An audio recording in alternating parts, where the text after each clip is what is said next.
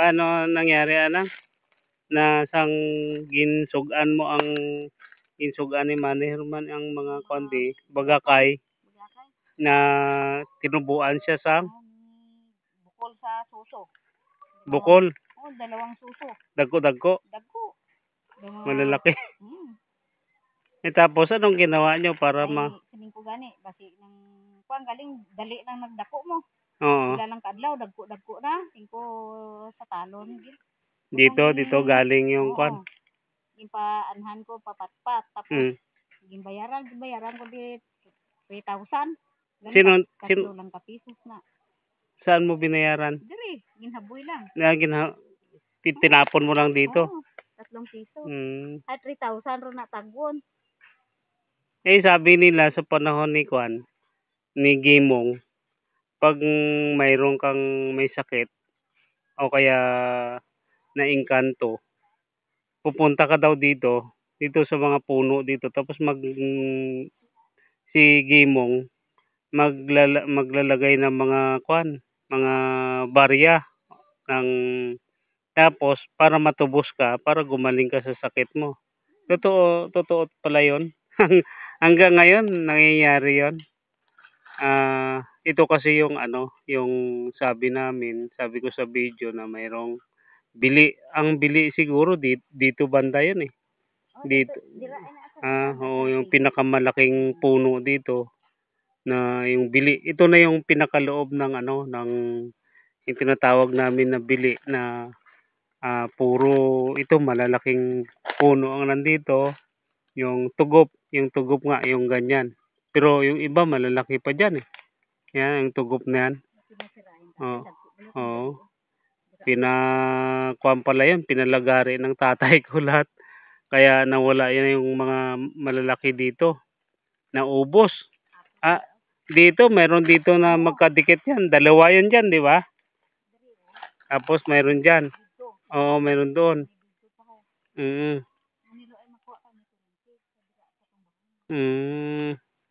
Kaya talagang ito, ang pagpumasok ka dito noon, talagang ang lalaki ng puno dito. Kaya yung mga nagpabuldos ng na dito sa lugar na to, hindi nila magalaw-galaw ito dahil takot sila dito.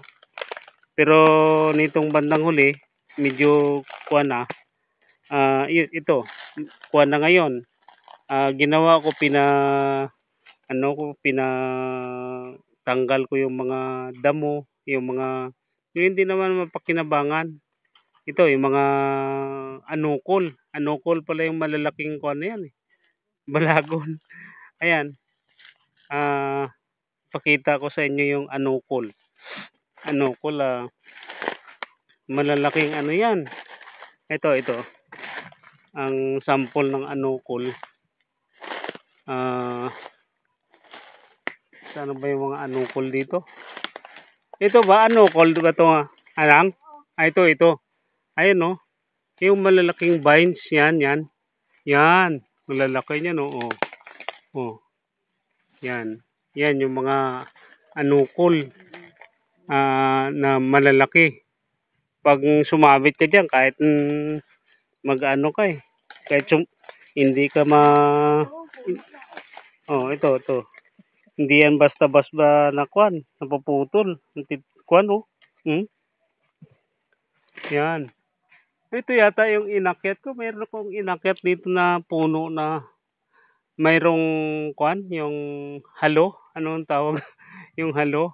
Tapos inakyat ko yung puno nung maliit pa ako. Tapos nandun siya sa taas. Tapos tumalon. Hinabol nila sa baba. Hindi naman nahuli. Dito yun eh. Ayun oh. Yun. Ito yata yun eh. Kaya lang namatay na oh. Yan. Kaya pala. Kaya pala namatayan. Inano niya.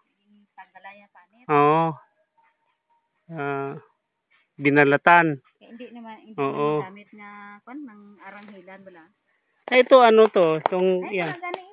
Yan siya. Oo, ito ngayon.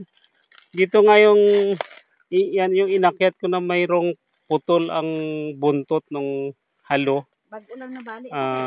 Buhay pa. Uwi pa ya dito na Oo, banado.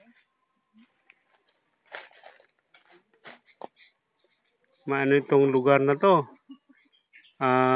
Sabi nila marami daw ditong kwan. Noon, engkanto. Pero ngayon wala na. Umalis na siguro sila. Dahil kwan na, yung tinanggal na yung mga ano eh, mga puno, pinalagari ng tatay ko. Tapos bininta. Yan. Ngayon, nag-hire ako ng mga magtatanggal ng mga ito, pinalinis ko yung lugar. Kasi sakop ito ng ano ko, lote. Ngayon, tinaniman ng kapatid ko ng mga mga saging, tapos mga mibilina. Yan. Kaya marami ng yan, no? Dami ng nakatanim. Yan, mapakinabangan yan pagdating ng araw, pwede yan ipalagari. Pwede yan gawing lumber. Punta tayo doon sa mga mga binayaran ko para maglinis dito sa lugar. Kasi meron silang kinukwento na meron daw silang nakitang kapre sa lugar na to. Totoo kaya yun? Tatanungin ko nga sila. Kasi to nang talagang dito yan sila na lagi araw-araw nandito sila kaya alam nila kung ano ang mga nandito. Ayan, yan sila. Bali tatlo sila dyan. Ayan yung dalawa. Yung dalawa. Ito yung isa.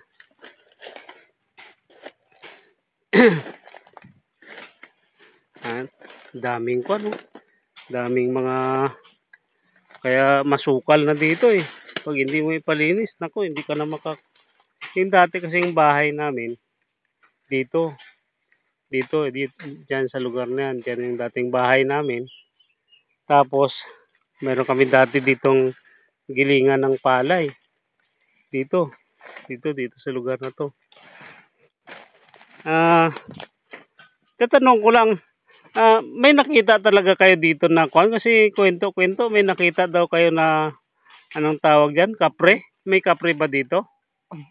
Duway man.